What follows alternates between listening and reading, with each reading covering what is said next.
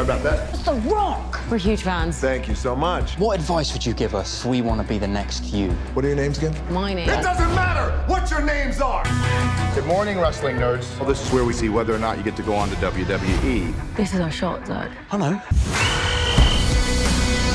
If I call your name, that means you'll be coming with me to Florida. Paige.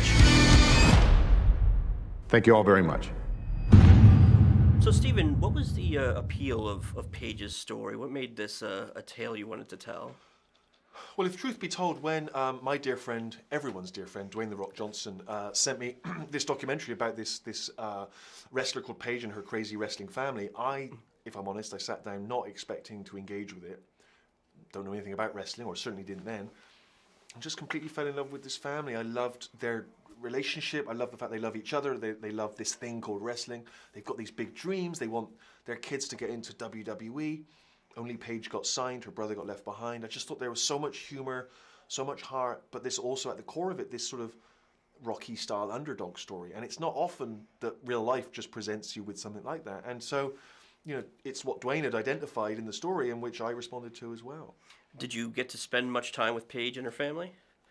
Spent time in Norwich with with the family and with Paige, and they were as vivid and colourful and crazy as the documentary had led me to believe. And you know, you see the film and people are like, well, is that right? Could they really be like that? But you know, a lot of what I put in the movie is stuff that they said to me, or I made a note of, or was in the documentary. I mean, they're just really colourful, larger than life people, but and they're flawed people as well. You know, they aren't saints, and they do have demons, and I wanted to embrace that. You know, I didn't want to make a film that was just about these saintly figures. And I think my family's flawed, and maybe yours is. And so I wanted to sort of show them warts and all, but how in the end they do love each other deeply, and they've supported their daughter to great success.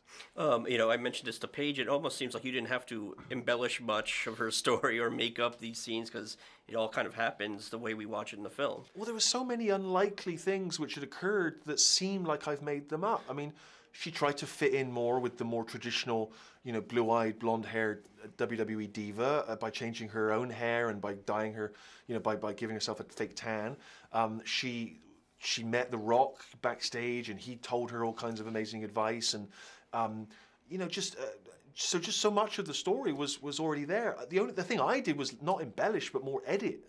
I just had to take things out which I couldn't fit in, which I wanted to, but which were sometimes stories which the family had told, which would either get them arrested, or me arrested, or that you just wouldn't believe if I put them in the movie. The epilogue to it is that even crazier for her, now there's a movie made about all of that stuff that happened to her. That's right, and I think the only sort of weird thing in a way is that if I was being completely truthful, she'd have had a documentary team following her around in the first half of the movie, right? Because she did in real life. But aside from that, we've tried to remain pretty authentic. What was it like showing the family the film for the first time? Were you nervous about that? Of course you're nervous. You're nervous because they're wrestlers and could break my legs if they're not fans. But they really responded to it. You know, Ricky, the real father, he didn't know who Nick Frost was. He wanted Ray Winston to play him. But I felt like Nick was the more appropriate choice. But he was very happy with the final result. Zach himself was particularly emotional seeing the movie. And, you know, I think it's as much a celebration for me of him as it is of Paige's success. You know, there's a kid who got left behind. What do you do when you have to reevaluate yourself? Your dream was one thing and that doesn't work out. Well, what do you do now? How do you pick yourself up from that?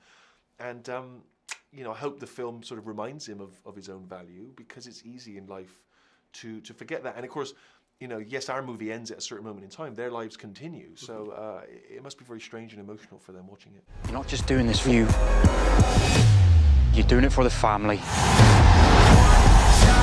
Everything rides on tonight, even if I've got 3 strikes. Paige, I myself have come from a wrestling family too. I know exactly what it means to you. But don't worry about being the next me.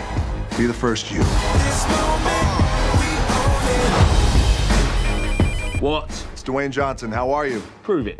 If you smell what The Rock is cooking. Yeah, and I'm Vin Diesel, mate. I'm sorry.